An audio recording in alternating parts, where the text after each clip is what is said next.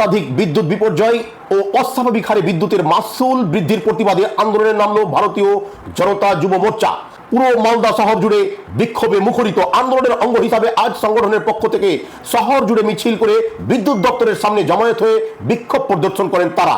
শহরের রবীন্দ্র এভিনিউ এলাকায় বিদ্যুৎ দপ্তর গেটের সামনে বসে বিক্ষোভ প্রদর্শন করতে দেখা যায় বিজেপি যুব মোর্চার কর্মীদের। বিক্ষোভ দেখানোর পর বিদ্যুৎ দপ্তরের কর্তৃপক্ষের হাতে এই মর্মে একটি ডেপুটেশন তুলে দেওয়া হয় সংগঠনের পক্ষ থেকে। আপনারা সকলেই জানেন যে দিনের পর দিন আমরা দেখছি পশ্চিমবঙ্গে বিদ্যুতের বিল বৃদ্ধি হচ্ছে। আজকে আমরা এটাও দেখছি যে প্রতিদিন ডেলি বাই ডেলি 2 ঘন্টা 5 ঘন্টা 6 ঘন্টা করে লাইন থাকছে না। রাত্রে, দিনে, দুপুরে, বিকালে যেভাবে লোডশেডিং হচ্ছে সেক্ষেত্রে সাধারণ মানুষের দিনের পর দিন প্রবলেম হচ্ছে। এইসব ইস্যু নিয়ে আমরা আজকে 7 দফা নিয়ে আজকে আমরা ডেপুটেশন দিচ্ছি। এছাড়াও আপনারা সকলেই জানেন যে কিছুদিন আগে ডিএস মার্ট সংলগ্ন এলাকায় আজকে একটা শিল্প মেলা হয়েছিল।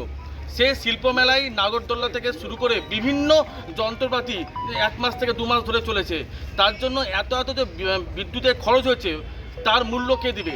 আপনারা ঠিকঠাক যদি সার্চিং করেন দেখবেন আজকে সেই সব টাকা আজকে বিদ্যুৎ দপ্তরে জমা পড়েনি। সেই টাকাগুলো কারা দেবে? শহরের সাধারণ মানুষের সাথে ট্যাক্স কাটবে। এর দাবিতে এইসব যেসব ঘটনা ঘটছে এই ইস্যুতে আমরা আজকে আমাদের যে বিদ্যুৎ দপ্তর এখানে ঘেরাও করছি এবং ডেপুটেশন দিব।